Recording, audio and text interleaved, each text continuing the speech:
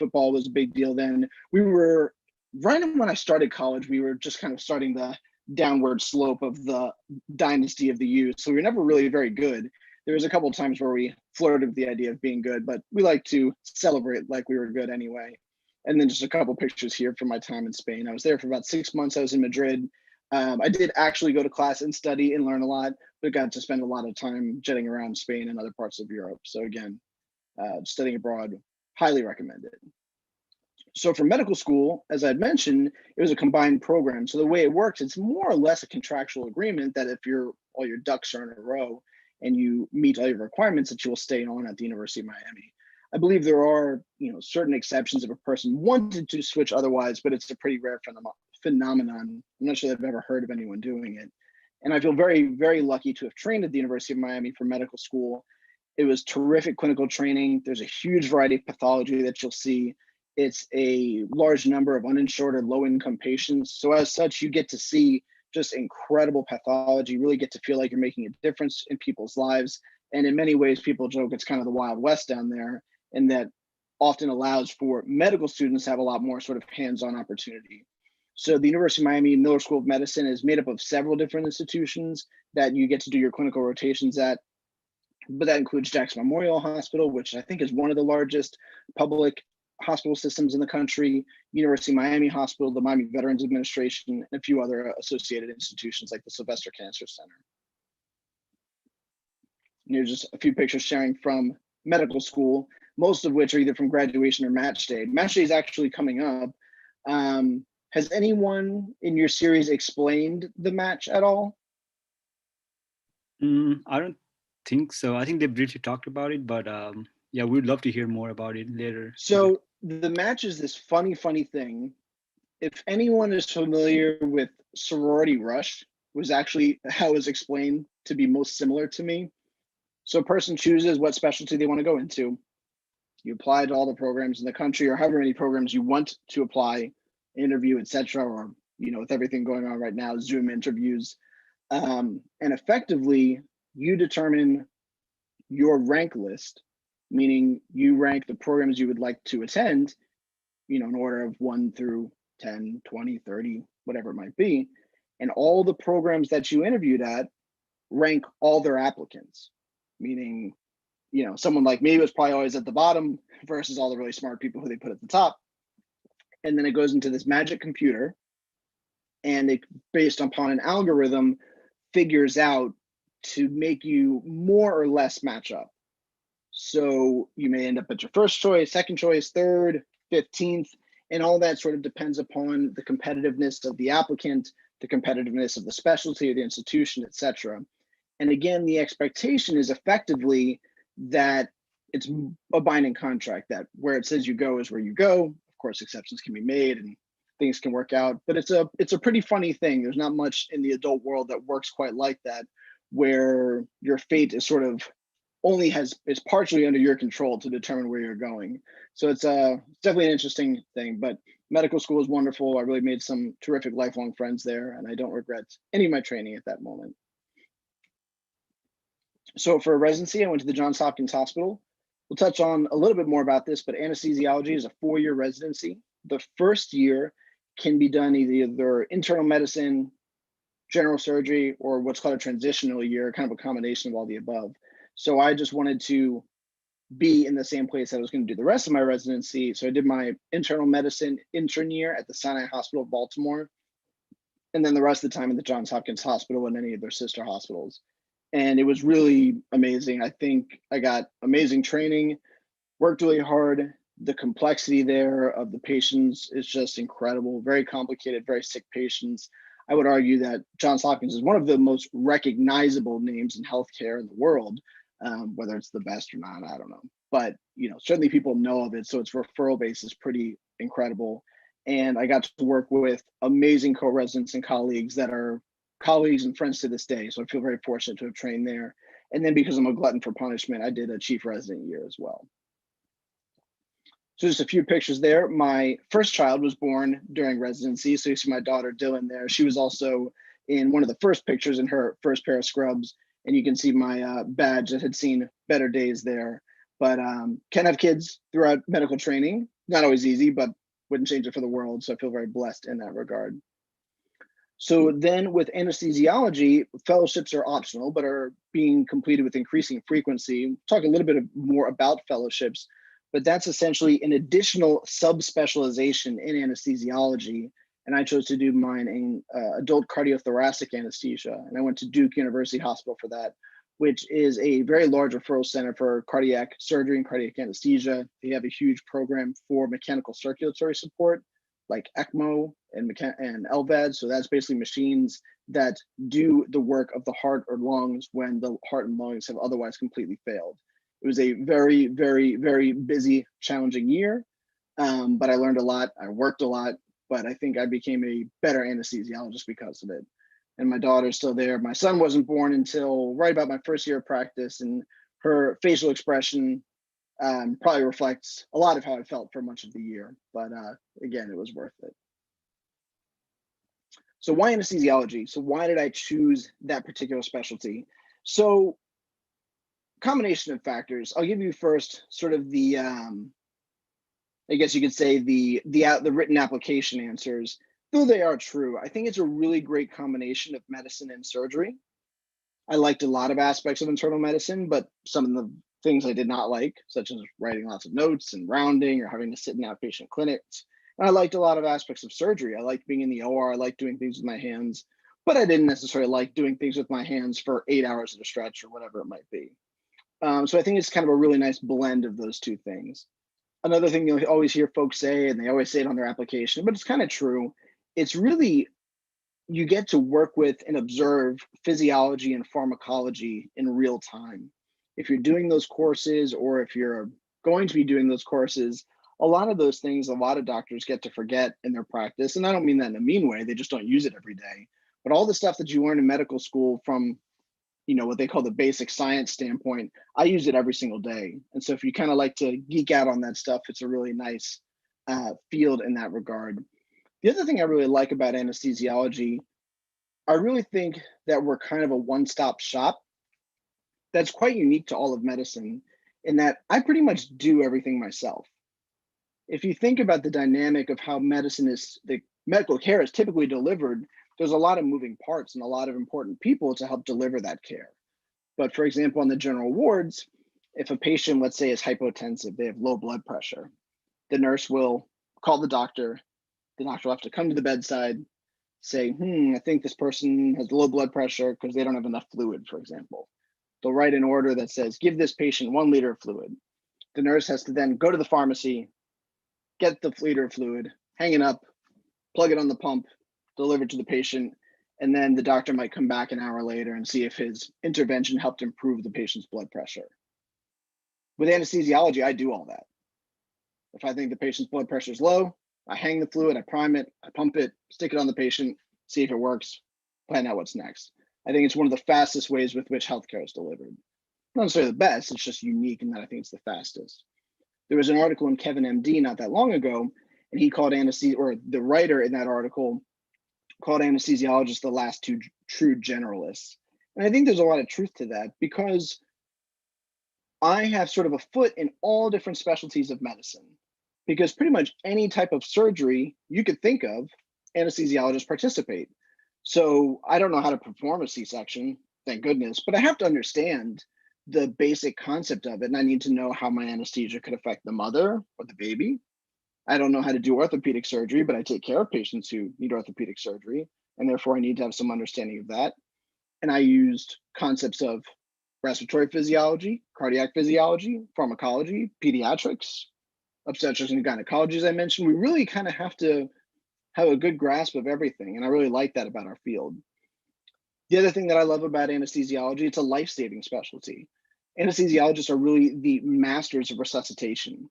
A lot of times folks think about ER docs as being like that, or trauma surgeons, and they're great, don't get me wrong, but that's really a role that we take very seriously as well. A good mentor of mine would often joke, it sort of passes the airplane test, meaning if you're on an airplane and someone passed out, keeled over, and they called overhead and said, is there a doctor on the plane?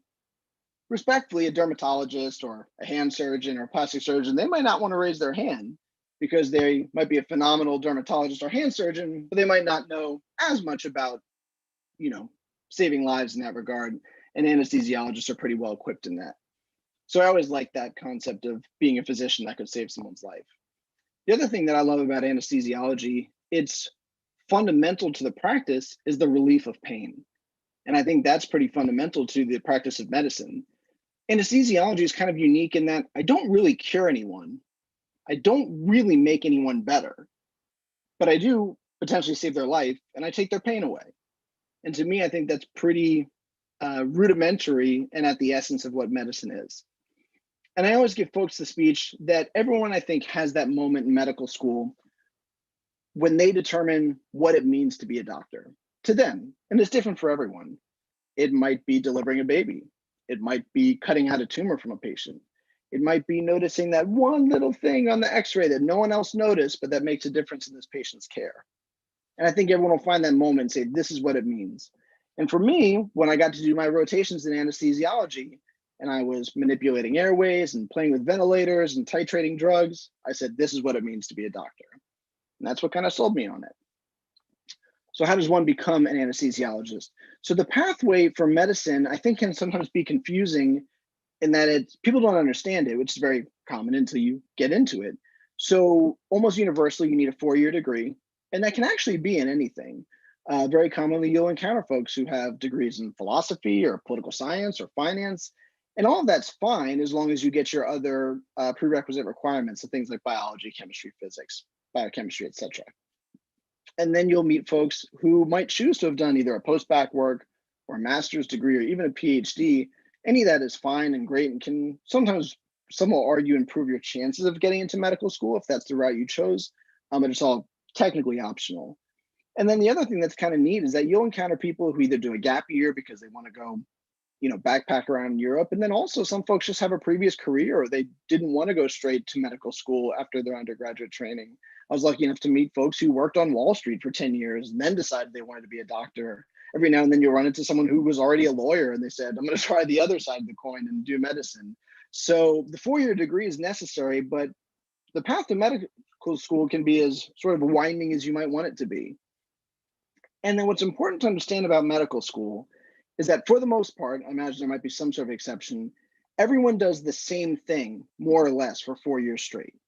It doesn't matter whether you want to be a psychiatrist or a pathologist or an anesthesiologist, everyone does 4 years of medical school with the same prescribed curriculum from that medical school, which might be a little bit different from place to place, but all the fundamentals are the same. They all have more or less the same required rotations, things like medicine, general surgery, pediatrics, etc. And as you get into your later career, the later years of medical school, you get to pick some electives that are typically more geared toward the field that you might want to enter. But for the most part, everyone that goes to medical school does the same thing for 4 years. It's not until you choose your specialty and enter residency that one actually determines the specialist or the type of physician they'll become. So it's very common to hear non-medical folks be like, oh, how many years of medical school do you need to become a cardiologist? Well, it's 4. It's 4 for everything. It's all the stuff after. So that's just something I wanted to clarify. And all the different residencies are different lengths. Anesthesiology, as I've mentioned, is a 4-year residency. The first year is either in medicine, surgery, what's called a transitional year, which is kind of a mix of both, or some programs have what's called a combined clinical base year. That means that the same institution that you're going to do your anesthesiology residency basically designs that first year for you. And it's usually a mix of medicine, surgery, and maybe some other subspecialties. And there's a growing number of those programs throughout the country where they kind of combine everything together so that they get a sort of a quicker introduction to their residents and whatnot. And then from a fellowship standpoint, to do fellowships is optional in anesthesiology, but it definitely seems to be a growing trend in terms of needing to be that much more subspecialized and marketability, and it's just something that's really passionate about. So not everyone does it, but it's certainly more common and becoming more and more common. The earlier accredited fellowships were cardiac anesthesia, pediatric anesthesia, pain medicine, critical care, And then some of the newer ones were obstetrics, and then I excuse my notes here, where they were initially unaccredited, but as of just recently, they've become accredited, include neuroanesthesia, regional anesthesia, which means nerve blocks and acute pain, which we'll touch on a little bit, hyperbaric medicine, so basically taking care of patients that either have dive injuries or hyperbaric treatment for wound injuries. A lot of times military programs have hyperbaric interest for quite literally taking care of patients on submarines. Transplant anesthesia, there are a few others that are sort of institution unique, but there's not an accrediting body for. And I chose cardiac anesthesia just because I really loved cardiac surgery, I loved cardiac physiology, and I think it gave you a skill set to be able to take care of some of the sickest, most complicated patients. So what is anesthesiology? Sometimes it's not that easy of a question to answer. I think until, I don't know, maybe last year, my mom still thought that I like put patients to sleep and left. And we do a lot more than that. So anesthesiology is a medical specialty that's practiced by physicians who specialize in anesthesia, pain management, and critical care medicine. We focus on the patient's perioperative medical care, making decisions to determine and regulate their critical life functions throughout the entire surgical experience. So we specialize in perioperative care, development of the anesthetic plan, and administration of various anesthetics, with the extensive education and training to evaluate, diagnose, treat, and manage the entire spectrum of a patient's medical conditions during that surgery, and while potentially treating any life-threatening complications that can suddenly happen. So that sort of leads us to the question of what is general anesthesia? It's actually something that's not always so easy to answer, and a lot of it remains under constant study.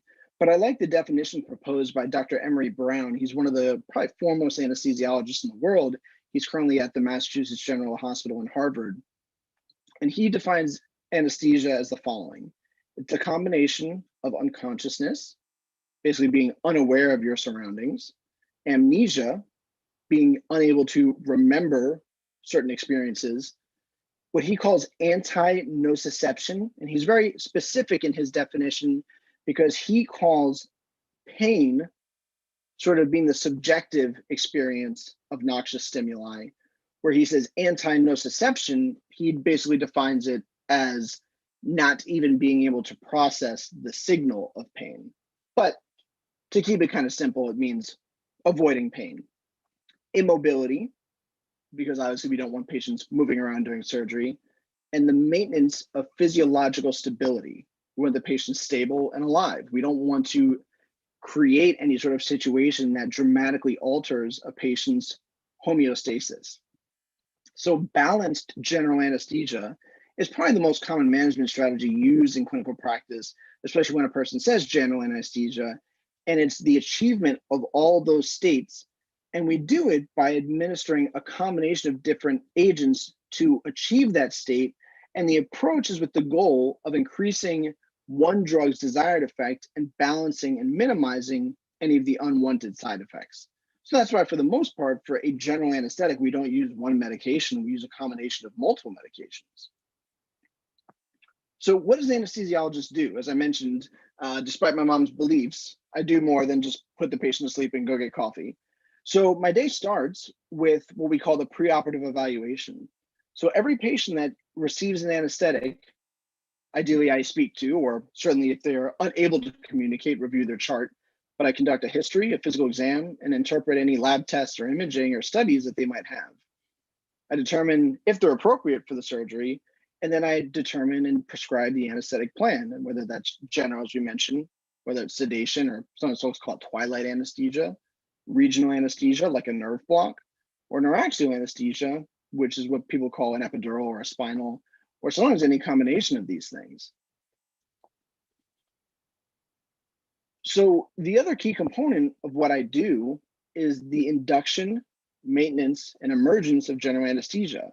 The picture you see here is actually from one of my actual cases, and you can see that it's a little bit more involved than, just sticking one IV in and pushing a patient asleep and leaving. These are a variety of monitors that I might use for a complicated case.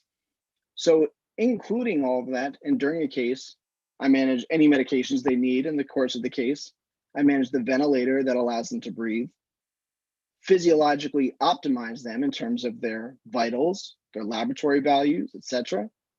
Any sort of resuscitation that need happen in the course of a surgery, any sort of crisis management that happens in the course of the surgery. And we quote unquote land the plane, meaning we have to help the patient awaken and emerge successfully. And I speak importantly about crisis management because, I think overall, well, a lot of medicine is poorly portrayed on TV, right? But when my wife had our second kid, she was always binge watching Grey's Anatomy, which might be one of the worst medical TV shows that's ever been created. I apologize to any of the Grey's Anatomy fans out there. They are really handsome. The doctors are really good looking on that show, though. But anyhow, it was always, when things went bad in the operating room, it was always the star surgeon who would say, do this and do that and give the blood. When things actually go down in the operating room, everyone looks at us. The surgeons are very important, don't get me wrong, and we work together and they play their important part. But it's really anesthesiologists that run the show when things go down in the operating room. And I like that component of our job. Just to give a little inclination here, this was actually from a case I did when I was a resident. It's a complicated procedure called placenta procreta. It's actually when a woman's placenta can invade other components of her body. We transfused that patient with over 360 units of blood products in a surgery that lasted probably close to 10 hours, and the patient left the hospital, which is pretty remarkable. So again, I do a little bit more than drink coffee after I put the patient to sleep. So a big component of what anesthesiologists do is airway management. So anytime you see the breathing tube going on TV or what have you, that's what we do. We put what's called an endotracheal intubation to put a breathing tube in a patient's trachea. And sometimes it's pretty straightforward, and we use what's called a laryngoscope that's kind of in this little drawing here, and it goes right in. But sometimes it's a little bit more involved than that. For example, what I've got in this video here, when patients have such airway compromise as what's called a difficult intubation, we'll sometimes actually intubate them awake with local anesthetic to make their throat and vocal cords numb, etc. And this is what's called a fiber optic scope that I use to actually intubate him. So hopefully this video works for you guys. So this was a patient who had previously they tried to intubate him for a surgery, no one could do it. So they sent him to me because that's some of my specialties. So I'm actually using a fiber optic scope here to intubate the patient, and he's awake. So that right there is the epiglottis. I don't know if anyone is used to seeing this view, but everything in a fiber optic intubation is kind of upside down.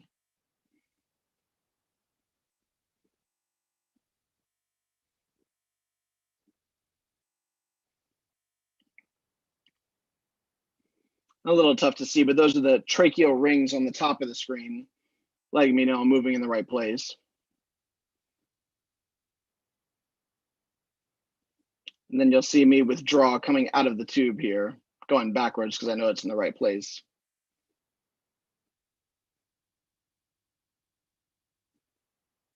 So that's some of the stuff we do. Anesthesiologists are also masters of vascular access, meaning we put needles pretty much in any blood vessel we can find. Pretty commonly, you'll hear patients say things like, oh, I'm a tough stick, or no one can get blood from me, or whatever. Sometimes they're just being whiny, but sometimes they actually are difficult. And when no one can do it, they usually call us because we put it in, excuse me, that's kind of dirty. We put in access to any vessel we can find, whether it be venous, arterial, and we're often the best at doing so, whether it's in big, large adults or itty bitty babies. And what you see me here completely scrubbed in is placing what's called a central line. It's like a big IV that goes up in the collarbone to rapidly deliver fluid, medication, etc. And I do multiple of those a day, especially when in the cardiac unit. We also do neuraxial anesthesia. That's sort of the umbrella term for epidurals or spinals. Over here, showing a patient undergoing epidural for labor. And spinal, very similar to an epidural, but it's a single injection. But labor epidurals are a huge part of anesthesia practice. And I often joke that for the most part, patients don't even know my name, or they forget my name. They mostly remember their surgeon less so than the anesthesiologist. And I'm okay with that, except on obstetrics. On obstetrics, they love their anesthesiologist because they can go from screaming, writhing from the pain of labor to seconds later, just having exquisite pain relief. And that's a very rewarding part of my job. Another big component of what anesthesiologists do are nerve blocks. or what's called regional anesthesia. These used to be done blindly, where we just go jabbing needles in patients' neck and what have you based upon landmarks. Then for a while it was done with what's called nerve stimulator, where we would connect the needle to an electric current, and based upon different stimulations of muscle pattern can tell if we're in the right place. But now overwhelmingly, they're done under ultrasound, or the majority of nerve blocks, which being illustrated here is what's called a supraclavicular block. And it's done for surgery on the arm. And it's pretty remarkable because with targeted injections of local anesthetic, I can basically knock out the entire sensation of the arm for the duration of the surgery. So we do that often to augment pain control. So a patient can go home and they don't need as much oral pain medication like morphine and oxycodone that make them dizzy, constipated, nauseous, etc. And also for certain cases, we can do this as what we call the sole or primary anesthetic, where it's uncommon because most patients don't want to hear what's going on during surgery. We usually give them sedation as well. But purely from a sensation standpoint, the patient could be awake and talking to you as I am now while someone cuts open their arm. It's a pretty cool technique, and I certainly really love incorporating regional anesthesia into my practice. And we can block arms, legs, fingers, toes. If you've ever seen on TV or something like that, where they do the awake brain surgery, we call it awake craniotomy, a lot of that's accomplished because of the way we block the scalp. Plus the brain itself doesn't actually feel anything. So regional anesthesia is really cool. Another component of what a lot of anesthesiologists do is what's called transesophageal echocardiography. That was a large part of the reason that I chose to do cardiac anesthesia, because it allows me to develop that skill set. So if you've ever seen, you've probably heard when patients call it either a cardiac ultrasound or an echo, where they put the little wand in the chest and they take pictures. This is a similar concept, but the tube I actually place goes into the mouth and into the esophagus and actually lets us get better pictures. So here's just an example of pictures that I would take during a case. And I use this, especially during cardiac anesthesia cases, to help guide the surgeon in their repair when they're replacing a valve, and also gives a lot of information about the assessment of the heart's function. Another interestingly growing field of what anesthesiologists do is what's called point of care ultrasound. And basically that allows us to do a variety of assessment of patient condition and injury using an ultrasound, very much like the one I described, the probe that goes on the chest. And this is really a fascinating and growing field for anesthesiology because we're using it more and more at the bedside to give us important information more quickly, more accurately, and more rapidly than sometimes we can do with our old components of physical exam, or than for sending a patient down to the echo lab or the CT, whereas I can just take what's shown on the right here. This is a newer device called the Butterfly IQ that's being marketed for individual sale that hooks up to your cell phone. And so now I don't necessarily have to wonder, am I hearing a murmur or what might it be that's going on with this patient? I can just take my own ultrasound and look. And there's a really growing and expanding field for that that's really being embraced primarily by ICU physicians, emergency room physicians, and anesthesiologists. And then the other big component of what we do is post-anesthesia care. After your surgery, it is an anesthesiologist who typically manages your recovery and make sure that you're ready to either go home or go to the floor and that you're stable enough to do so. So that's another big component of what we do. And what's really interesting is that from an anesthesia realm, all the things that we can actually do outside of the OR. So as I mentioned, one of the common fellowships is in the ICU. So some anesthesiologists will decide to become intensivists in just the same way that a person can achieve that route, either going through internal medicine and doing a pulmonary fellowship, or a general surgeon might do a surgical critical care. Anesthesiologists can become ICU physicians. Another fellowship is in pain management, both in chronic and interventional pain. A big component of pain management is, yes, seeing patients who have difficult to manage pain with medications, but also doing all sorts of interventional procedures, namely specific injections or implantation of devices like spinal cord stimulators to help patients with their pain. We often run preoperative clinics to make sure patients are optimized and ready for surgery. We're keenly involved in OR management and resource utilization. Anesthesiologists participate in all sorts of research, in anesthesia-specific research, but as I've mentioned, because we're truly generalists, anesthesiologists will do research in all aspects of medicine. And of course, as in many careers or any medical specialty, you can choose to enter business administration and advocacy, policy, and public health. So just showing a few components of other things anesthesiologists do, as you might remember, the former, most recent Surgeon General Jerome Adams was an anesthesiologist. Here up on the upper side is actually a pain physician doing an interventional procedure to help with chronic pain. And then here, for my favorite worst ever show, Grey's Anatomy, is this board where they do the surgeries. And I will tell you, anywhere I've worked actually has a board very kind of similar to that. There's one part of the show that they get right, and it's 90% of the time it's the anesthesiologists who run that board. So surgeons can argue as much as they want, and none of us are that good looking, but it's anesthesiologists who run the board.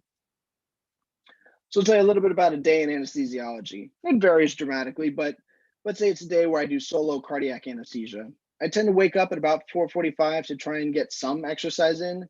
The day starts early for us because we are really the first ones to get involved with the patient. So I try to be at the hospital about 6:30 a.m. for, in this case, is a CABG or a coronary artery bypass grafting.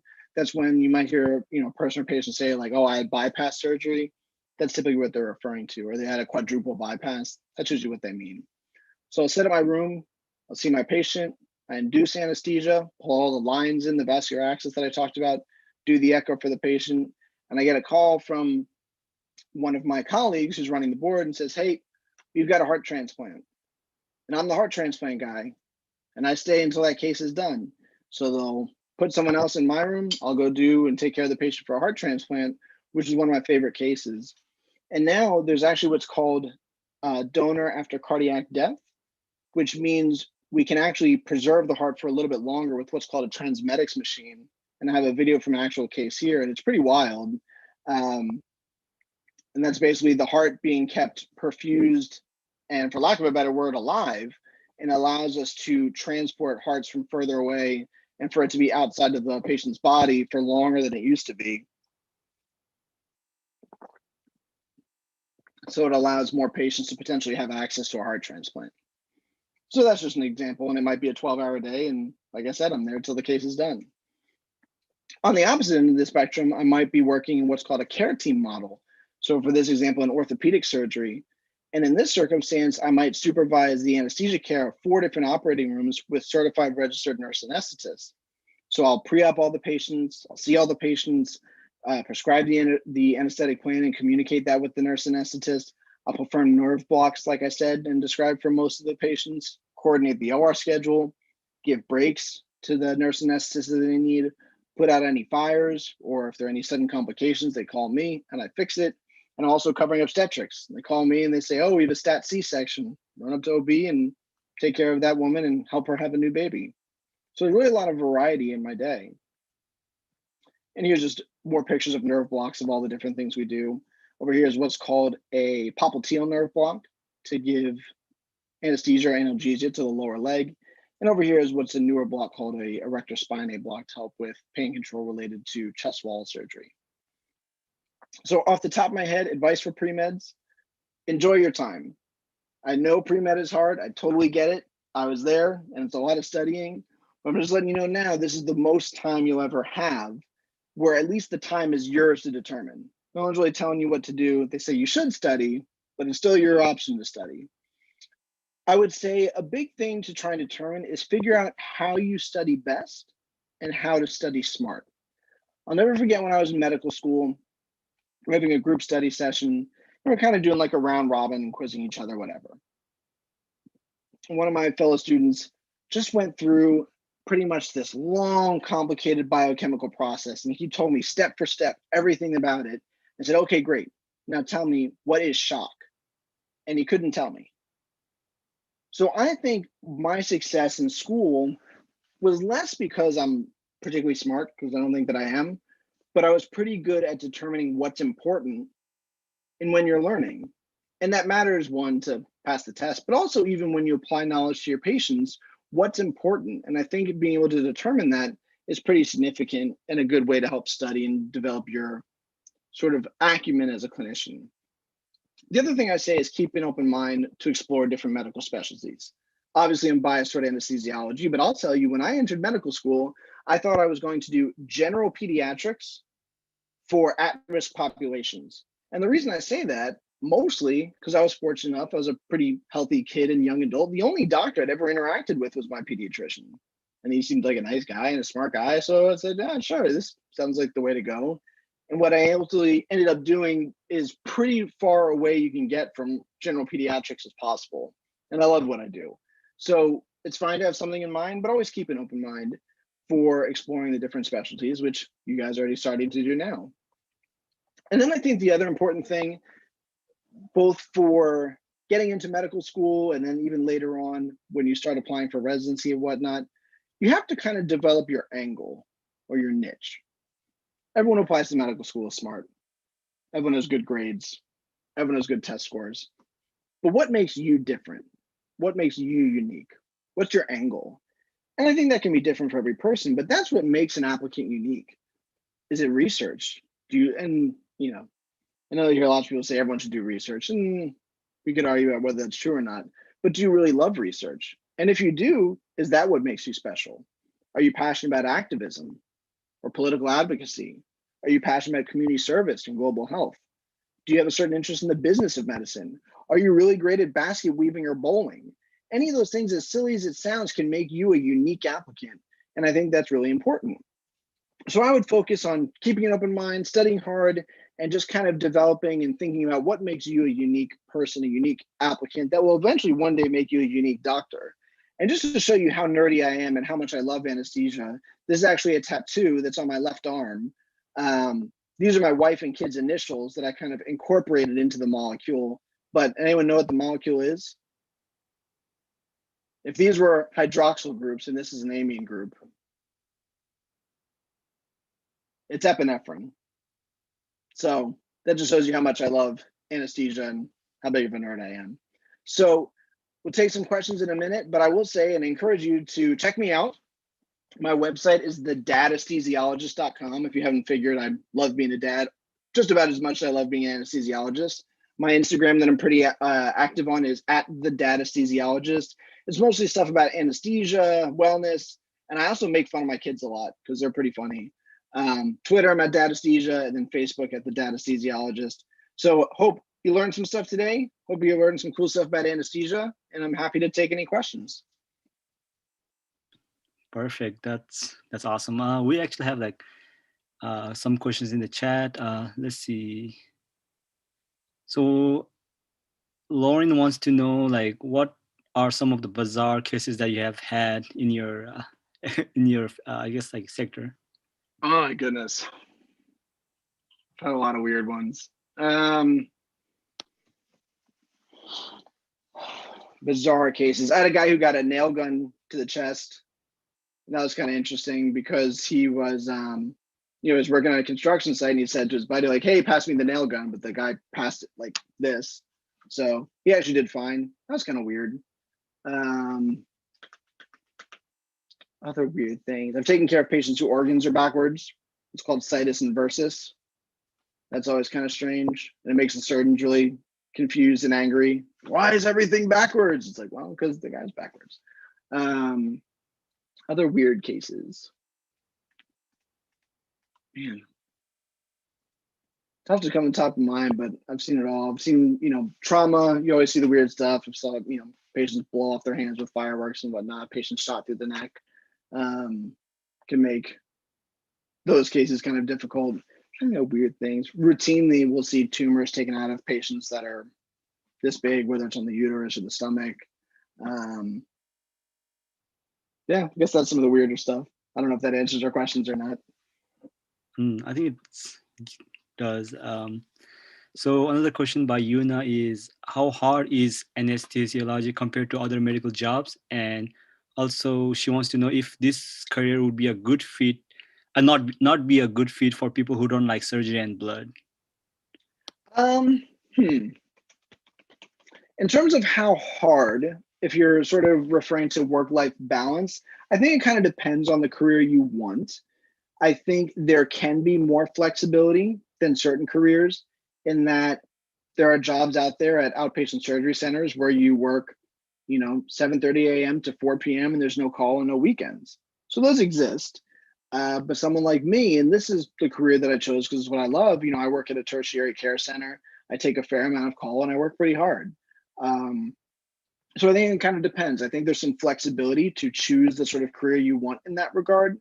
But I think it kind of spans the spectrum of reasonable 9 to 5-ish type stuff versus, a pretty hectic schedule.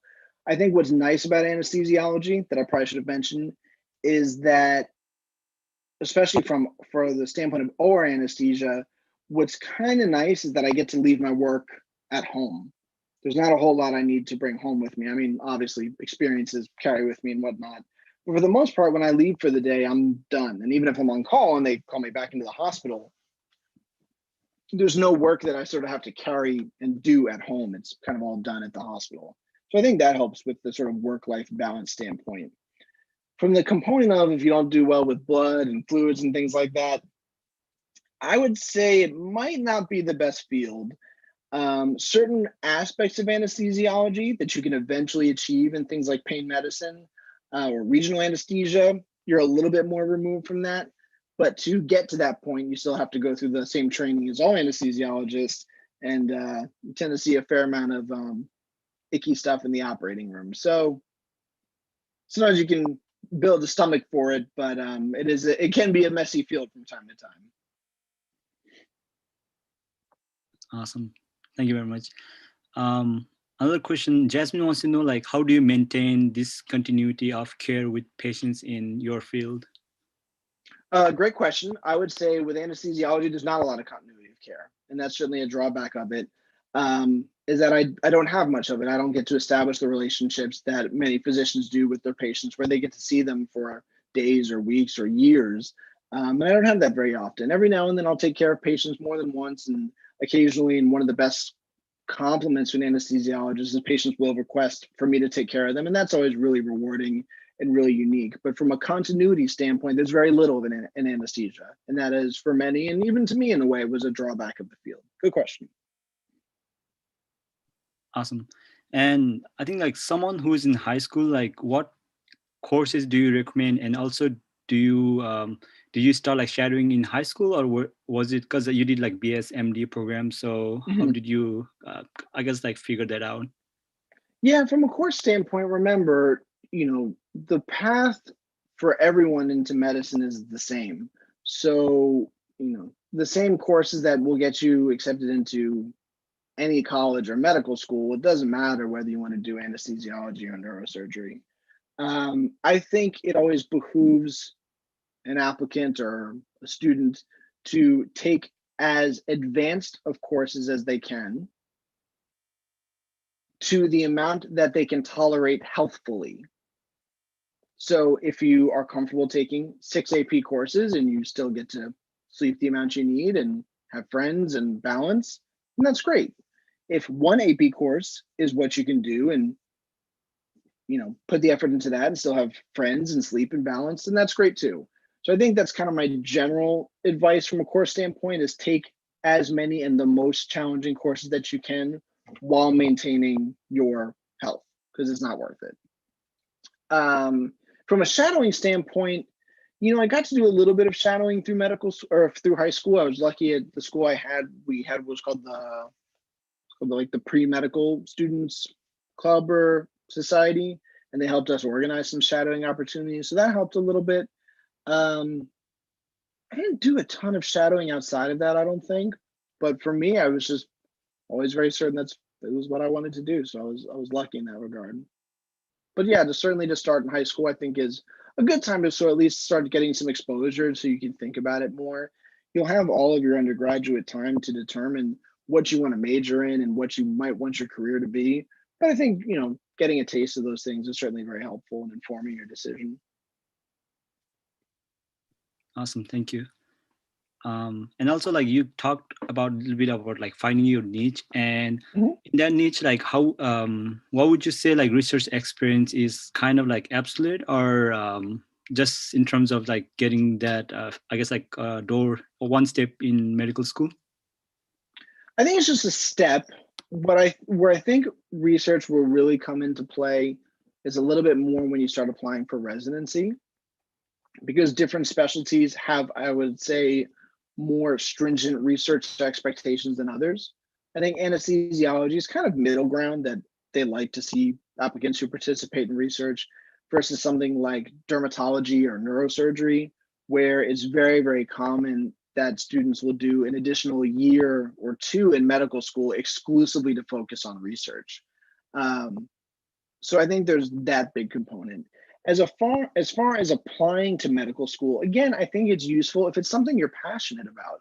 If you like doing research and it makes you happy and it's rewarding, then that'll shine through when you apply to medical school. If you did research just to kind of check the box that you did research, it's not that it'll hurt you, but it won't be able to sort of add the same depth and wealth to your application. Similar to developing a niche, you want to be participating in things and involved in things that you can speak about in a meaningful way, that you made a meaningful contribution to, or that they had a meaningful impact in your life. So if you spend some time in a lab, pipetting reagents or whatever, just to say you did it, it's not going to hurt you. But I think it has more effect and more strength if it's something you really love and can talk about it with passion. That's not something you're as into. I would focus more on something that you can relate to the medical field, but that is something you really enjoy. If you prefer, administering vaccines or working at a free clinic or with the homeless because you enjoy service and you're able to do that with passion, I think that has a lot more value than being able to say like, oh yeah, I did research, if it's not something you're passionate about. So that's kind of, I don't stand on any admission committees or anything, but that's kind of the way I think about it and feel about it, is the more that you can show it was meaningful is the more value it will have, one, to you as a person, but also as an applicant. And Alex wants to know what high school extracurriculars would you recommend for high school students looking to join in the medical field? Again, I think it's very similar. It's whatever makes you happy. If you love playing soccer, play soccer. If you like football, play football. If you like Dungeons and Dragons, do Dungeons and Dragons. It's whatever, I think brings joy to your life. Certainly things that tend to more easily relate to medical training, I would say, would be service-related activities, academic activities, whether that's mathletes or debate or what have you. Any of those sort of things I think are useful. But again, I think it all comes down to, what gives you meaning and what were you able to contribute to in a meaningful way. Other than that, I'm not convinced that there's one that's more important than the other. It probably won't help you to be like the, we love drugs club or whatever, but, other than that, I think it's a tough to go wrong. Awesome, thank you. Jasmine wants to know, how did you end up picking cardiac care as a subspecialty compared to other subspecialty out there? So it was really just when you do an anesthesia residency, you rotate through all the different surgical services. You spend a fair amount of time in cardiac anesthesia because obviously cardiac surgery being a big component of the care you might provide. But I really enjoyed those cases. I like the open heart surgery. I like the dynamic of those rooms. I like the patients that I typically interacted with. And then big components of cardiac anesthesia fellowship are, one, learning transesophageal echocardiography, or TEE, which is a very powerful and in-demand skill for anesthesiologists. And again, I think careers or specialties like critical care medicine or cardiac anesthesia really lend you a lot of versatility in being able to take care of the most complicated patients. Because even if, for example, it's not a cardiac case, so to speak, anyone in my group knows that a very sick patient, if they give them to me, then I'm going to know what to do. On the adult side, kids is another story. Kids scare me.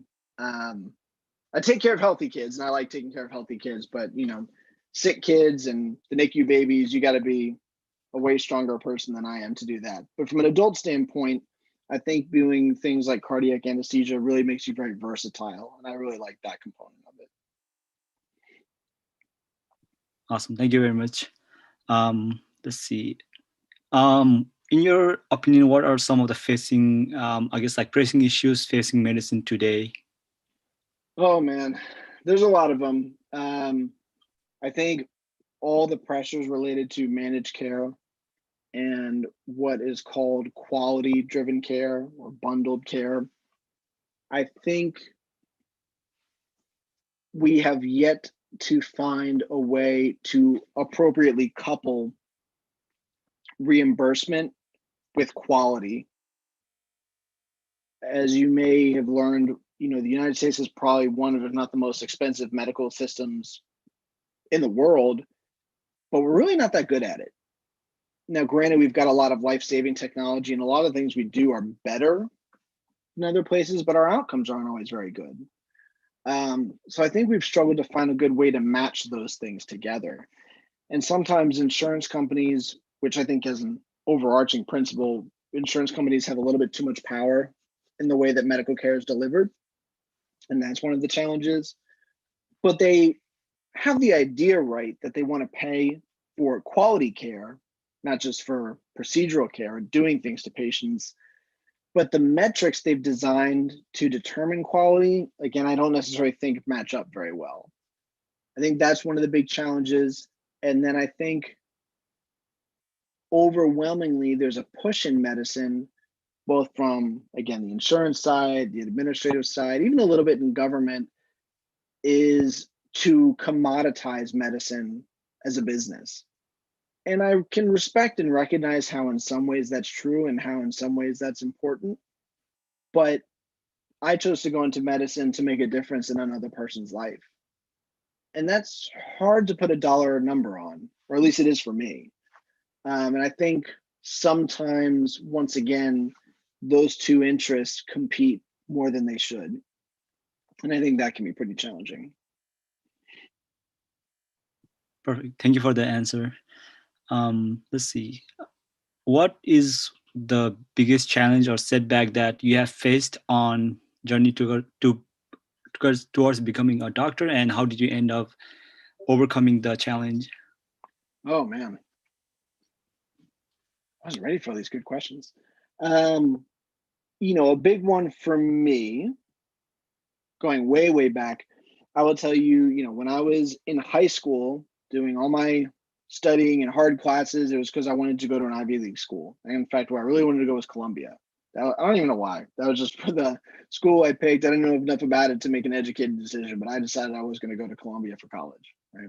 And I got rejected flat out by Columbia. And that was pretty heartbreaking for me at the time because, again, everything that I was working toward was toward that goal in mind.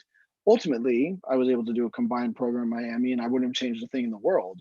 So I think it all kind of worked out. But that was a big setback, and I just kind of had to keep moving and take a little bit of faith in that things all work out in the end. And if it wasn't meant to be, it wasn't meant to be. And I didn't have to go to New York and spend too much money and freeze for 4 years. So that was a big one. And then I'm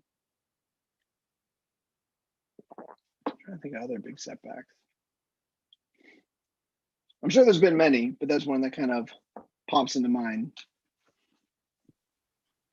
Perfect. And wants to know, have you ever worked with dentists? Yes, a little bit. So dental anesthesia is an actually interesting dynamic in terms of field. Most of the anesthesia I do is in the hospital setting. And we do have some dentists and oral surgeons who come to the hospital to do their cases. So one of the common areas that happens is for children. Sometimes children need pretty extensive dental work, especially children who either have significant medical conditions or special needs children with autism and things like that, that often won't stay still for the duration of an entire dental surgery. So they will often require general anesthesia. Also, patients who need dental surgery that are exceptionally sick, for example, patients who are about to undergo transplants. One of the things that transplant surgeons will want is for them to pretty much have immaculate dentition, because any significant dental cavity or dental infection could potentially affect the transplant. So we actually have a fair number of dentists who come to the hospital to take care of those patients and either pull or remove rotted or infected teeth. In the office-based setting, dental anesthesia is accomplished either by the dentist themselves. Some dentists do have additional sedation training. There is dental anesthesia residencies with which they can do that. And there are companies that go out with physician anesthesiologists to deliver care in the dentist office. So great question. I don't do a ton of work with dental surgeons or oral maxillofacial surgeons, but a little bit. And it's always a pleasure to do so. Awesome, perfect. So I guess we'll end that session today because I think it's about 6 p.m. and I want to respect everyone's time, including our including the doctor. But if you guys have Sure. any questions, definitely, like, I mean, as Dr. Stephen says, just contact him through social media or email him, or just make sure to get your answered answer, I guess. And I would like to thank Dr. Stephen again for such an informative and inspiring presentation. I definitely like, now I'm thinking about like anesthesiology, and hopefully like, in future I can see myself as one. But hope everyone enjoyed this presentation. We have put the assessment form in the chat, so fill it out, pass it with the 70% in order to get your hours for the session. Also use only one email, as it kind of gives us more room in terms of issuing certificate for the spring session. Stay tuned for upcoming e-sharing session tomorrow at 2 p.m. Pacific time with Dr. Martin Pham, who will be talking more on the field of neurosurgery. We